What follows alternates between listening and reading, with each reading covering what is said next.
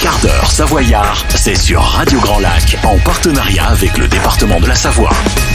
11h01, nous sommes en direct. Soyez les bienvenus sur Radio Grand Lac 92.1, radiograndlac.com. C'est le grand retour du quart d'heure savoyard qui démarre avec 1 minute de retard, mais non pas avec un quart d'heure. Donc le quart d'heure savoyard qui va durer un petit peu plus longtemps. Cette émission que nous avons le plaisir et l'honneur de présenter en collaboration avec le département de la Savoie, avec le conseil départemental de la Savoie. D'ailleurs, nous avions reçu son président Hervé Guémard pour une émission exceptionnelle le 17 juin dernier.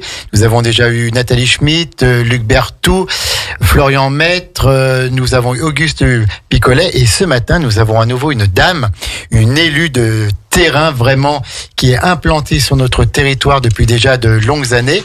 Nous allons parler de l'eau, nous allons parler de la sécheresse qui a sévi cet été et qui sévit encore.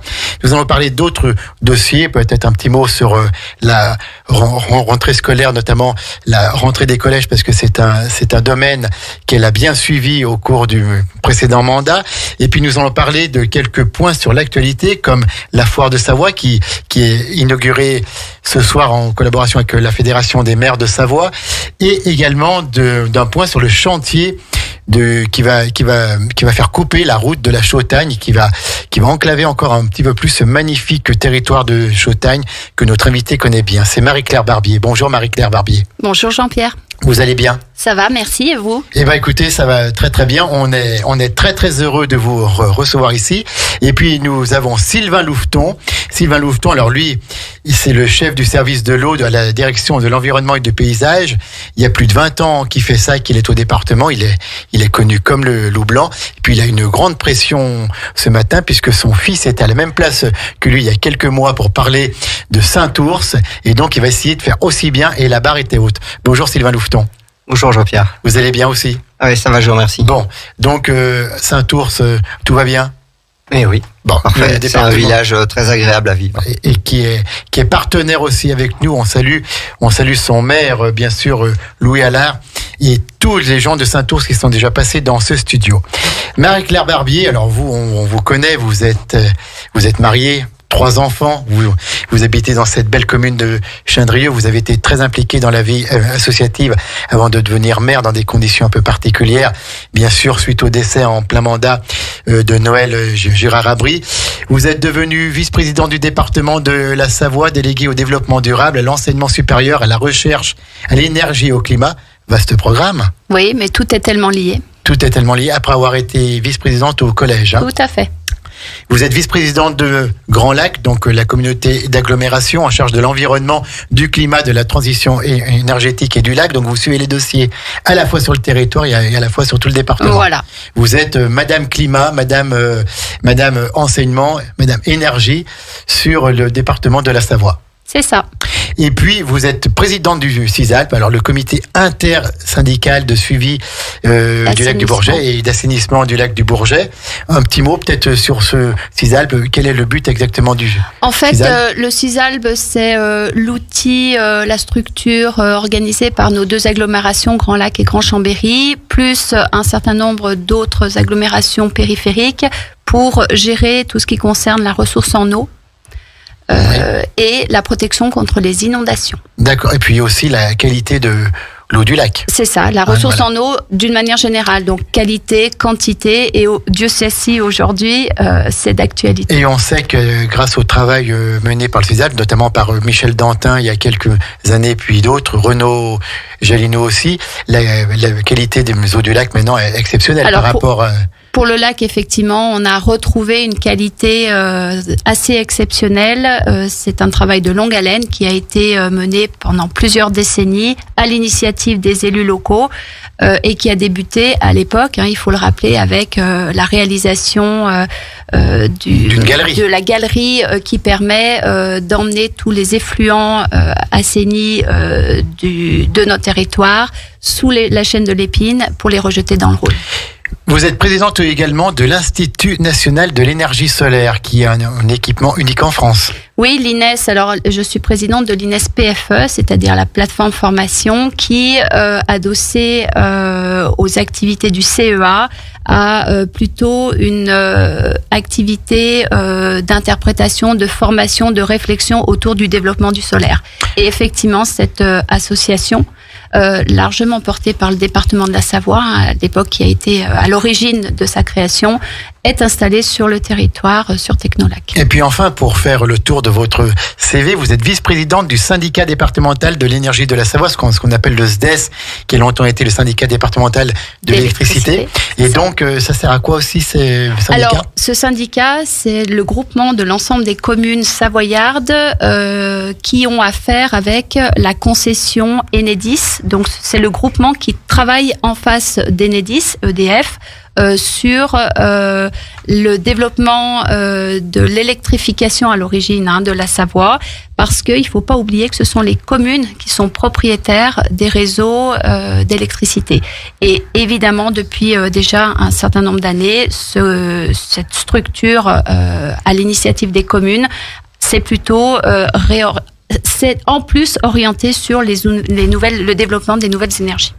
Et puis donc, vous êtes vraiment une élue de terrain, vous êtes une chauttagnarde de cœur, vous êtes conseillère ou départementale du canton Bugey-Savoyard avec François Moiroux.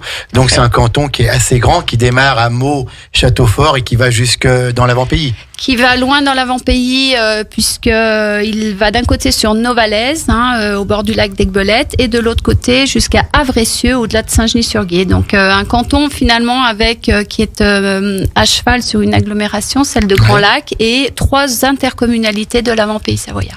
Donc vous êtes une famille installée depuis longtemps en Chautagne, mais je crois que vous avez aussi des racines britanniques. C'est ça. Donc je pense que voilà, vous êtes un petit peu ému au lendemain du décès de la reine d'Angleterre. Oui, je suis touchée effectivement à titre personnel, à titre familial, mais je pense que du côté de ma maman. Mais je pense que de nombreux Français sont aussi touchés par la disparition de cette grande dame. Bien sûr, de cette amie de la France. Donc, on va parler avec vous principalement de l'eau, de la sécheresse, et puis avec Sylvain Louveton aussi. Mais avant, quelques actualités sur le département, notamment la rentrée dans les collèges. Donc, vous avez guidé cela pendant tout un mandat, peut-être même plus. Mais là, donc maintenant, vous vous occupez plus de ce dossier. C'est Nathalie Schmitt qui a ce domaine en compétences. Qu'est-ce qu'on peut dire vite fait sur la rentrée scolaire dans les collèges et même ailleurs? Alors écoutez, on peut dire que c'est une rentrée qui s'est plutôt bien passée pour nos 21 000 collégiens savoyards, dont 15 000 sont accueillis toute la journée, voire en internat, puisque nous avons 15 000 demi-pensionnaires. Et parmi les éléments peut-être qui sont plutôt d'actualité, on peut quand même rappeler l'implication de notre institution départementale sur tout ce qui est cantine, avec une forte volonté qui a été développée depuis quelques années avec un programme qui s'appelle De la terre à l'assiette et qui nous permet de booster le bien manger dans nos cantines, dans la restauration scolaire. Et un programme que Nathalie Schmitt poursuit actuellement. Nous sommes passés de très peu d'alimentation biologique ou locale à près de 18%. Donc on a fait un bond très important ces dernières années, voire même on monte à plus de 30% sur la production qui est proposée dans les assiettes de nos collégiens sur l'atelier culinaire départemental qui, lui, sur l'échelle chambérienne et aixoise, produit pour déjà 11 collèges du secteur. Donc, si vous voulez, ça a été vraiment, je dirais, un des éléments phares du précédent mandat dont on voit aujourd'hui les fruits. Puisque effectivement, nous sommes sur maintenant un niveau de restauration qui demande encore à évoluer vers le mieux encore, mais nous commençons à voir les fruits de notre travail sur cette rentrée scolaire. Et malgré tout, on n'augmente pas le prix des contributions des familles. C'est ça. Ça a été un choix. Hein. Bon, on connaît l'inflation qui a surgi depuis quelques mois partout sur la planète. On n'est pas à l'abri de ça. On a une inflation estimée à peu près à 10% du coût de l'assiette de ce qui est alimentaire pour nos collégiens. Mais le choix a été fait à la rentrée par l'Assemblée départementale de maintenir le prix de l'assiette à 3,20 € sur un coût global estimé à 8 €. À 8 €, tout à fait. Donc le reste à charge, c'est le budget du département. Voilà, c'est le budget du département qui paye ça. Sur un autre dossier quand même très important quand même à l'échelle des collèges, il faut pas oublier que c'est un patrimoine, les bâtiments des collèges, c'est un patrimoine extrêmement lourd pour le département, sur lequel on a beaucoup à faire en termes énergétiques. Et là, on a un PPI que l'on travaille déjà depuis quelques années. C'est quoi un PPI ? Un plan pluriannuel d'investissement qui nous permet de flécher comment est-ce qu'on va réhabiliter nos bâtiments. Il était passé déjà de 90 millions d'euros à 150 millions d'euros dans le précédent mandat, et là il est en train de flirter avec les 220-230 millions d'euros parce que l'Assemblée départementale a résolument souhaité mettre un coup d'accélérateur sur la rénovation de ces bâtiments et notamment des collèges. Donc, à ce jour, notamment, il y a 4 opérations, puisque vous en parlez, qui ont été livrées au collège. Donc, la Lausière à Val-d'Arc, Charles Dulin à Yenne, sur votre canton, Henri Bordeaux à Cognin et la cité mixte Saint-Exupéry à Bourg-Saint-Maurice. Et donc, il y a d'autres travaux de prévus. C'est ça, voilà. Il y a 38 opérations qui sont dans les tuyaux dans ce plan pluriannuel, effectivement. Et puis, on rappelle aussi que le collège gère également le personnel. Le département gère aussi le personnel des collèges, d'entretien, de cantine et tout. C'est ça, tout à fait. Un petit mot sur les universités. La rentrée universitaire. Alors, une rentrée universitaire qui s'est bien déroulée également. C'est vrai que c'est un sujet qui intéresse particulièrement le département de la Savoie à travers le Conseil Savoie-Mont-Blanc, puisque nous avons la particularité d'être un accompagnant fort financièrement, alors que les départements n'ont pas de compétences directes au niveau des universités. Mais là, c'est une particularité que nous avons en Savoie, puisque nous tenons à garder notre université locale et avec l'ensemble des enjeux de lien avec les entreprises. Et nous mettons le paquet sur ce soutien. Et d'ailleurs, là aussi, un budget important pour la rénovation de certains bâtiments est prévu dans les années à venir, ce qui est assez exceptionnel pour un département que d'aller flécher des financements sur son université. Merci Marie-Claire Barbier pour cette introduction sur quelques dossiers d'actualité. On va maintenant parler en compagnie de Sylvain Louveton et de vous-même, ça va être un petit peu un débat, d'un dossier encore très important maintenant, malgré les quelques pluies qui nous ont arrosé, un dossier chaud, plusieurs mois sans pluie, une sécheresse historique, des ressources en eau en constante baisse, et donc le département de la Savoie a agi bien sûr pour contrer la sécheresse et sauvegarder l'eau. Qu'est-ce qu'on peut dire sur les actions du département contre la sécheresse, Marie-Claire Barbier? Alors d'abord, il faut dire que c'est un sujet qui n'est pas du tout nouveau pour le département, puisque ça fait, comme tu l'as dit, plus de 20 ans que le département s'y intéresse particulièrement, et un sujet sur lequel le département, comme pour d'autres sujets, s'intéresse à ce que les territoires de notre collectivité, les grands territoires, n'avancent pas à deux vitesses, avec des territoires qui seraient bien staffés pour pouvoir travailler sur ce type de problématiques, et d'autres territoires un peu plus petits, vous voyez, des intercommunalités dans l'avant-pays, peut-être parfois en Maurienne, qui n'ont pas les mêmes moyens sur un sujet extrêmement impactant qu'est la ressource en eau.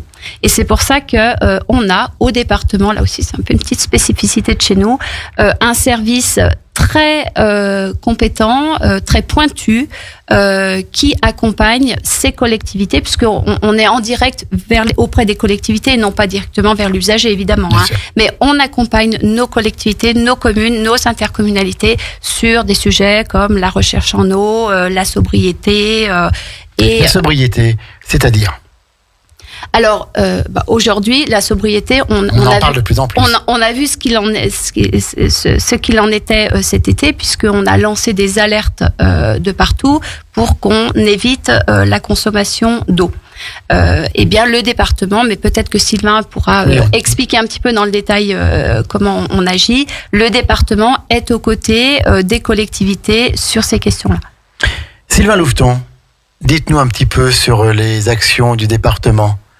Alors, on a deux types d'actions, en fait. On intervient à la fois sur un volet de soutien financier aux opérations des collectivités sur la thématique de la gestion de l'eau et sur la gestion de leurs services, plus précisément, en développant un appel à projet pour en fait accompagner les collectivités dans l'adaptation de leurs services de l'eau au changement climatique. Donc c'est des actions qui permettent de financer des opérations, par exemple d'économie d'eau sur des rendements de réseau, par exemple. Ça va être aussi un volet qui est intéressant à développer, celui du suivi de la ressource en eau, de pouvoir équiper des points d'eau pour suivre très précisément l'évolution de la ressource en eau dans des épisodes comme celui qu'on vient de traverser sur la sécheresse 2022. D'accord. Et puis donc, plus spécifiquement peut-être au niveau de Grand Lac, est-ce que vous avez des actions plus particulières sur le bassin aixois, sur la Chautagne ? Alors, ce qu'il faut savoir, c'est que le département vient en appui des collectivités qui sont elles-mêmes gestionnaires de cette compétence de l'eau et de l'assainissement. D'accord. Donc, le département n'a pas vraiment d'action directe dans le domaine, mais vient en appui aux collectivités. Mais par exemple, j'ai un exemple qui me vient à l'esprit parce que il est en Chautagne, enfin il s'est fait en Chautagne et donc je l'ai vu, suivi en tant qu'élu. Il y a une nappe en Chautagne qui est extrêmement importante. Et effectivement, c'est typiquement le type d'exemple où rien ne se serait fait si le département n'avait pas été moteur pour aller chercher cette ressource. Bien sûr. D'ailleurs, Marie-Claire Barbier, comment se situe la source du Rigolet en Chautagne, qui va aussi en Albanais, qui monte jusqu'au sommet de Cessan pour arroser les foyers de l'Albanais? Ouais, c'est vrai qu'elle arrose surtout les foyers de l'Albanais, puisque c'est pas la ressource principale de Chandrieux, oui. Même si elle trouve sa source sur Chandrieux, ça va. Pour le moment, ça va encore. C'est quand même une ressource. Là aussi, je me tourne vers Sylvain parce qu'il la connaît bien. C'est une des sources sur notre territoire qui a le plus fort débit. Alors, bien sûr, le débit est bas. Oui, le débit est bas, oui. Alors, en fait, peut-être pour préciser effectivement l'état des ressources de façon générale sur le département. Qu'il faut expliquer. Et puis, on reviendra peut-être précisément sur la ressource du Rigolet après. Ce qu'il faut savoir, c'est que la situation globale des ressources à ce jour est toujours tendue sur l'ensemble du département. Alors il y a des secteurs qui sont un peu plus épargnés, comme les massifs intérieurs de Vanoise, de Beldon, etc. Par rapport aux Préalpes, où donc les Bauges, la Chartreuse et le bassin versant du lac du Bourget sont dans des situations où les ressources sont toujours dans des niveaux bas, voire très bas. Et les quelques épisodes de pluie qu'on a pu avoir au mois d'août un peu la situation, ou au début du mois de septembre, là, en fait, ne font que temporairement limite un petit peu la casse. Limite effectivement les débits en fait des très bas des sources. Mais en fait, la tendance générale est à la baisse, parce qu'en fait, ce qu'il faut savoir, c'est qu'on va rentrer dans une période qui correspond à la période la plus basse des eaux. On appelle ça des débits d'étiage. Et généralement, ces périodes, on les trouve au mois de septembre et au mois d'octobre. D'accord. Ce qui veut dire qu'on n'est pas encore dans les niveaux les plus bas des sources. C'est des situations qui vont arriver à l'automne. Il faudrait qu'il pleuve combien de mois pour que tout aille bien ? Il faudrait qu'il pleuve effectivement sur cette période de mois de septembre pour qu'effectivement on n'atteigne pas des niveaux vraiment bas historiques sur le mois de septembre. Mais ce qu'il faut savoir, c'est que la recharge en eau, la recharge des eaux souterraines, elle ne pourra intervenir qu'une fois que la végétation sera en sommeil, que les sols seront déjà imprégnés d'eau et qu'on pourra avoir de la recharge en profondeur, c'est-à-dire après le mois d'octobre. Après le mois d'octobre, voilà. L'hiver prochain, quoi. L'hiver prochain. Marie-Claire, juste un petit aparté, puisque vous êtes élue de Chautagne, de ce territoire magnifique au nord du lac du Bourget, où on boit du bon vin, à consommer avec modération, bien sûr. Quelles a été les conséquences de cette sécheresse sur les vendanges? J'ai pu voir sur les réseaux sociaux que vous avez suivi ça de très près. Vous avez été au plus proche des agriculteurs et viticulteurs de Chautagne, comme vous l'êtes depuis longtemps. Quelles a été un peu les conséquences sur les vendanges en Chautagne? Alors moi, je n'ai pas fait le tour du sujet pour le moment, donc c'est vrai que j'ai pas eu de retour précis. Globalement, on est sur des degrés explosifs. Ouais. Explosif. La mondeuse à 9 degrés, c'est fini. C'est très clairement. Moi j'ai un ou deux exemples à 13,5 pour le Gamay. 13,5 pour le Gamay. C'est impressionnant. La quantité n'y est pas comme des grandes années. Il y a moindre mal parce qu'on n'a quand même pas eu de pertes, pas de grêle catastrophique comme bien sûr, comme sur Montmélian ou ailleurs, bien sûr. Pas de pertes liées à ce type de problématique ou de gel. Je peux pas vous dire précisément en termes de quantité si on est sur une année moyenne. Les quelques retours que j'avais, c'est que c'était pas si mauvais que ça. Voilà. D'accord, ok. On est toujours dans le quart d'heure savoyard. On va marquer une courte pause musicale. On est avec Marie-Claire Barbier, vice-présidente du département, vice-présidente de Grand Lac et aux multiples responsabilités, avec Sylvain Louveton aussi. On va reparler dans quelques minutes de l'eau. On va parler aussi du plan de réduction de la consommation, notamment dans le contexte de tension énergétique où l'on se trouve. Et puis on parlera également de la foire de Savoie et puis d'autres petits dossiers, parce que avec Marie-Claire Barbier, on a tellement de choses à dire. On est ensemble jusqu'à 15h30. C'est peut-être ça. Allez, à tout de suite. La radio de l'identité locale à Aix-les-Bains et autour du lac du Bourget, Radio Grand Lac sur 92.1. Le quart d'heure savoyard, c'est sur Radio Grand Lac, en partenariat avec le département de la Savoie. La radio de l'identité locale à Aix-les-Bains et autour du lac du Bourget, mais ce matin sur le département de la Savoie, puisque nous sommes dans la reprise de l'émission du quart d'heure savoyard en collaboration avec le département qui est la collectivité locale de proximité par excellence, et Radio Grand Lac qui est la radio locale de proximité par excellence. C'était bien normal que nous travaillions ensemble et c'est beaucoup de bonheur, c'est beaucoup d'honneur aussi de faire cette émission mensuelle sur les dossiers qui intéressent le département et notre territoire. Nous sommes toujours en direct avec Marie-Claire Barbier, vice-présidente du département, vice-présidente de Grand Lac, maire de Chindrieux, qui est peut-être le mandat qui lui tient le plus à cœur, puisque c'est sa ville de cœur, c'est là où elle est connue, reconnue depuis longtemps et estimée. Et donc, nous avons également Sylvain Louveton, qui est le chef du service de l'eau à la direction de l'environnement et du paysage et qui fait cela depuis plus de 20 ans et qui s'en tire bien, presque aussi bien que son fils, venu il y a quelques semaines pour parler de Saint-Ours. On a parlé de l'eau, on a parlé de la sécheresse, on a bien compris les actions menées par le département qui sont des actions d'accompagnement des agglomérations, des collectivités en charge des dossiers de l'eau pour pouvoir faire les investissements nécessaires. C'est bien ça, Sylvain Louveton. Exactement. Voilà, ce n'est pas une compétence propre du département, mais là encore, Marie-Claire Barbier, on a un département qui est volontariste et qui intervient dans des domaines qui ne sont pas les siens. C'est ça. Pour être toujours plus proche des Savoyards. C'est cette volonté d'accompagner les collectivités pour éviter ce développement à deux vitesses, pour que tout le monde soit poussé vers l'avant ensemble. Un développement raisonné du territoire. C'est ça. Juste un petit mot avant qu'on parle d'autres dossiers du plan de réduction de la consommation. Quelles sont les actions en 3 mots menées par le département dans ce contexte de tension énergétique? Et comme vous êtes également vice-présidente du SDES, du syndicat départemental d'énergie de la Savoie, vous allez peut-être pouvoir nous dire un mot sur l'augmentation de l'énergie et ce qui attend peut-être les collectivités savoyardes. Alors, d'abord, c'est vrai que quand on parle transition énergétique, avant de parler nouvelles énergies, il faut parler sobriété. Oui. Donc, il faut réduire notre consommation.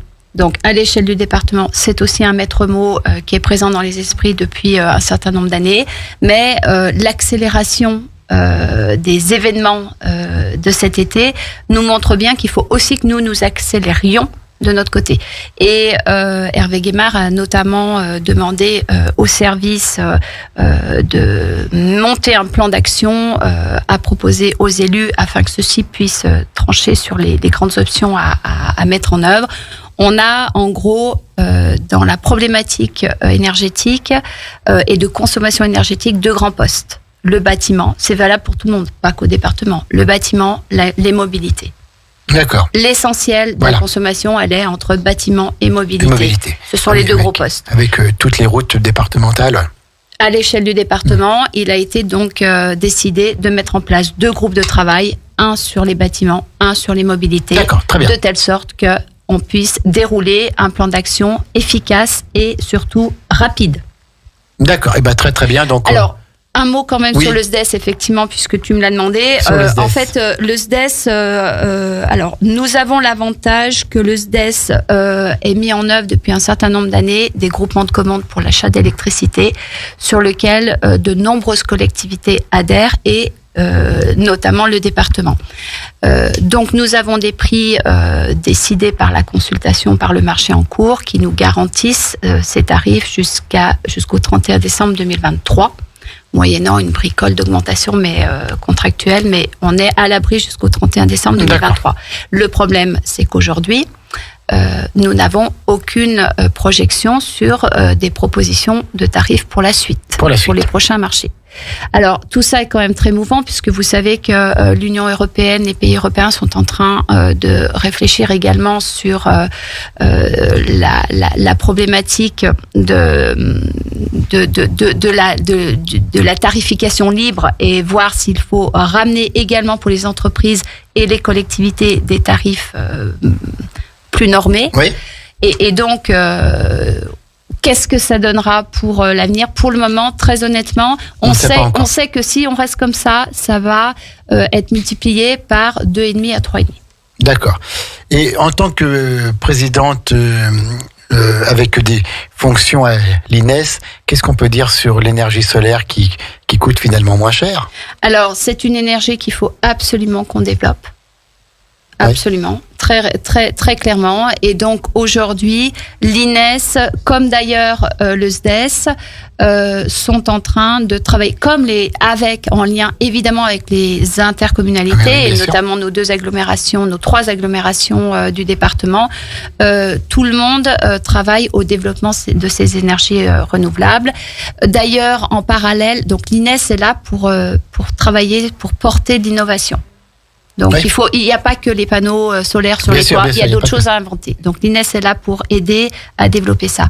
Ce qu'il faut avoir en tête, c'est que pour le monde des collectivités, est en train de se créer une SEM, une société d'économie mixte énergie, dont les 2 principaux actionnaires sont le SDES et le département, qui mettent des moyens aujourd'hui pour développer des projets et aider nos collectivités à mettre en œuvre des projets de transition énergétique là où elles-mêmes ne pourraient pas le faire seules. Ça va être un gros accélérateur aussi du développement de la transition énergétique et des énergies renouvelables dans nos collectivités. Finalement, ce qui s'est passé et ce qui se passe maintenant, c'est peut-être une bonne chose pour qu'on avance un petit peu plus vite dans des nouvelles technologies. C'est vrai que avec la volonté des élus.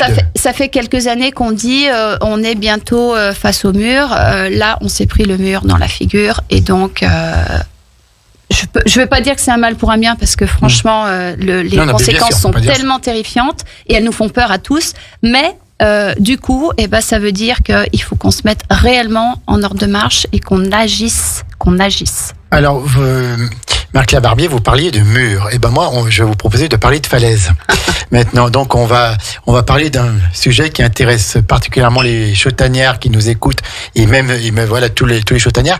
L'Albanais aussi, qui va être impacté par un trafic beaucoup plus important, notamment par la très belle route de la Chambotte que vous connaissez bien. Le point sur le chantier de la RD 991, donc la falaise de la Colombière. On est sur la commune de Brison-Saint-Innocent. On est au bord du lac du Bourget. On voit cette très belle corniche qui longe le lac du Bourget et on voit bien sûr cette falaise où des pierres tombent. Donc elle est parfois fermée, elle est parfois fermée à un moment, fermée quelques jours. Ben là, elle va être fermée pendant plusieurs mois. Donc la Chautagne, ce magnifique territoire va devoir passer soit par l'avant-pays, soit par la Chambotte, soit par le Sapnais, ou soit par le lac à la nage. Est-ce que vous pouvez nous faire un petit point sur ce dossier ? Oui, alors c'est vrai que c'est un chantier qui va démarrer mi-septembre avec des fermetures à partir de début octobre. Parlez bien dans le micro. C'est vrai que c'est un espace, une route qui est très compliquée parce que ces falaises et ces chutes de blocs récurrentes. Et ça fait déjà des années que le département a mis en œuvre des tranches de travaux. Et là, il restait un gros morceau. C'est un gros morceau qui se trouve effectivement sur une route qui est en corniche, très fragile. Et pour la préserver, puisqu'il va y avoir du dynamitage, etc., pour la préserver, pas qu'elle se détruise complètement, il faut mettre un énorme tapis dessus, ce qui fait qu'on ne pourra pas rouler. Non, tout simplement, on ne pourra pas rouler dessus. Et c'est pour ça. Et l'objectif est de le faire en une seule fois, parce que ça aurait pu être fait en 2 fois. Moins longtemps à chaque fois, mais plus longtemps globalement. Donc le choix des élus a vraiment été d'essayer de raccourcir au maximum cette période compliquée pour effectivement les chautannières, mais aussi les habitants du hameau de Brison. Bien sûr, parce que eux, ils sont vraiment bloqués. Les oliviers qui ne peuvent plus aller à Ils vont devoir faire le tour, eux, par la Chautagne pour revenir sur Aix-les-Bains. Et donc, ce chantier, il est lourd, impactant. Il a été mesuré et étudié depuis de nombreux mois avec l'ensemble des collectivités locales également pour essayer de parer à toutes les problématiques scolaires, lycéens, usage du train. Voilà, tout est mis en œuvre pour que ça se fasse dans les meilleures conditions. Donc 8 semaines de fermeture, 9 semaines de fermeture complète à partir de début octobre jusqu'à début décembre. Donner les dates. Alors, je te laisse les donner de manière je peux les donner très précise. pour tous ceux qui nous écoutent. Voilà, elles sont données, mais après, bien sûr, il peut y avoir des adaptations en fonction de la météo. Des aléas de chantier. Tout à fait. Pour faire simple, du 19 au 23 septembre, c'est vite là, la circulation sera normale. Donc jusqu'au 23 septembre, tout va bien. Du 26 au 30 septembre, circulation normale avec quelques possibles coupures ponctuelles de 10 à 15 minutes.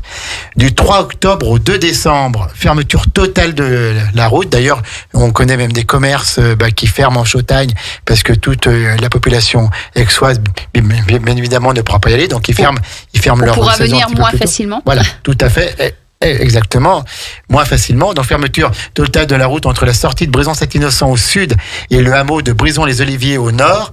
Du 5 au 22 décembre, fermeture de la route des lundis au vendredi de 8h à 17h. Circulation normale avec possible alternate de 17h à 8h du matin. Ça veut dire que cette deuxième partie, cette deuxième tranche de fermeture, c'est ce qu'on appelle une fermeture diurne. Ce qui va permettre notamment au trafic pendulaire, donc aux gens qui doivent se rendre à titre professionnel, emprunter cette route, de pouvoir passer avant 8h du matin et de pouvoir repasser après 17h.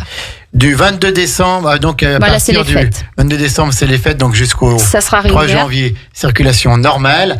Du 3 au 13 janvier 2023, fermeture de la route des lundis au vendredi de 8h à 17h. Même régime. Et puis voilà, et puis donc du 16 janvier au 20 février, circulation sous alternat 24-24, 7-7, avec possible coupure ponctuelle. Voilà, ça veut dire qu'à partir du 16 janvier, on peut à nouveau réutiliser complètement cette route, mais avec des alternats, des feux pour permettre au chantier d'avancer. Travaux nécessaires pour qu'on soit tranquille après, pour que cette route soit utilisée. 4500 véhicules jour. En moyenne, oui. En moyenne, c'est énorme.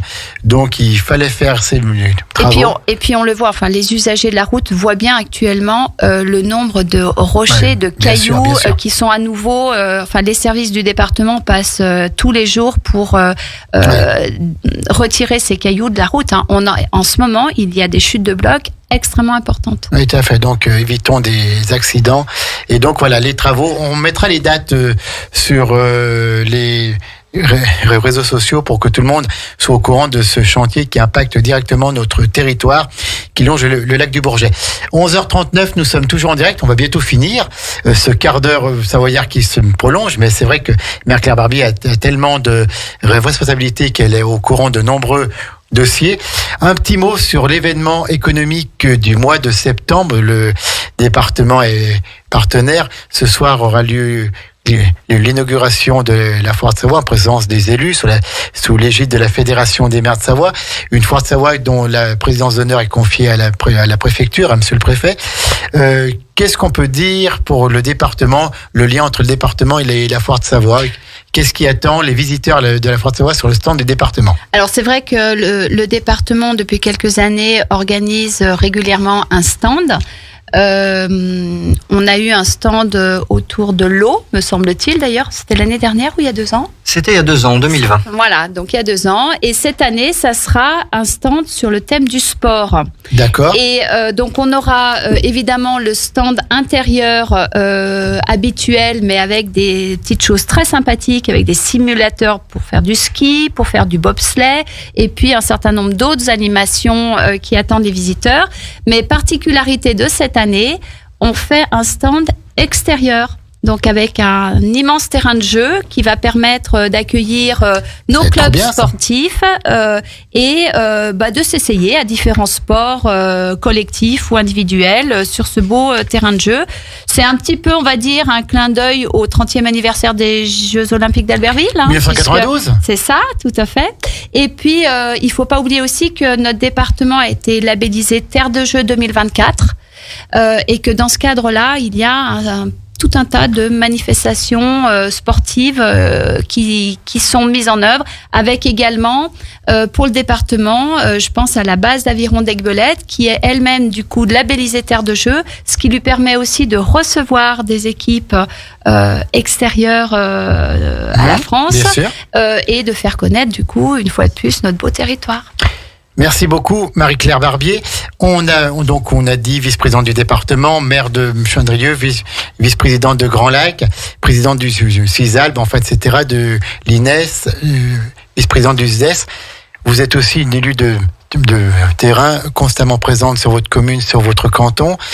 Comment faites-vous et quand vous êtes chez vous, vous carburez à quoi? Quelles sont vos passions quand vous avez un petit peu de temps malgré tout cet emploi du temps très très pris? Alors, quand je suis chez moi, j'aime bien me reposer un petit peu. Mais ça doit être rare. Et non, mais c'est vrai que c'est des moments que j'apprécie en famille. Ce que j'aime bien particulièrement, c'est pouvoir aller me promener dans les marais de Chautagne, à la montagne, pas partir forcément très loin. Mais quelques petits tours de vélo ou à pied avec mes proches. Et vous aimez bien également naviguer sur le lac, je crois. Oui, ce lac que vous aimez aussi beaucoup. On profite aussi d'avoir un petit bateau de plaisance pour de temps en temps en rentrant prendre une petite glacière, mettre ce qu'il faut dedans et puis se ressourcer au milieu du lac. Et puis quand on est en Chautagne, on est en vacances toute l'année presque. C'est vrai, mais c'est tellement beau. C'est vrai dans beaucoup de nos territoires savoyards. On a quand même un joli territoire et vous voyez, moi l'hiver, je pars une semaine en vacances en Savoie. Merci Marie-Claire Barbier. Sylvain Louveton, vous aussi qui menez de front plein d'actions au département pour l'eau, pour l'environnement, pour les paysages. Vous carburez à quoi? Quelles sont vos passions quand vous quittez le département et la direction de l'environnement et du paysage? Écoutez, c'est se retrouver également en famille dans le beau village de Saint-Ours où j'habite. Oui. Et puis c'est effectivement également profiter des sports de plein air. Alors l'hiver, j'aime particulièrement aller faire du ski de fond sur le plateau du Revard et de la Fécla. Et puis profiter l'été du lac. Je pratique l'aviron au club d'Aix, voilà. On a tout en Savoie, donc voilà, on est très heureux de ce partenariat avec le département de la Savoie. On va s'arrêter là pour cette émission avec Marie-Claire Barbier. Dans quelques minutes, arrive ici, après le flash info de Maxime, un de vos collègues, Renaud Beretti. président de Grand Lac et maire d'Aix-les-Bains, qui va venir pour l'émission Vue autrement, c'est-à-dire on va apprendre à le connaître un petit peu autrement, à travers sa jeunesse, à travers ses études, à travers ses passions aussi. Donc une émission qui sera un petit peu exceptionnelle, qui sera plus longue que d'habitude, parce que Renaud Beretti, pareil, a beaucoup de choses à dire. Et puis une annonce en avant-première, c'est tombé ce matin.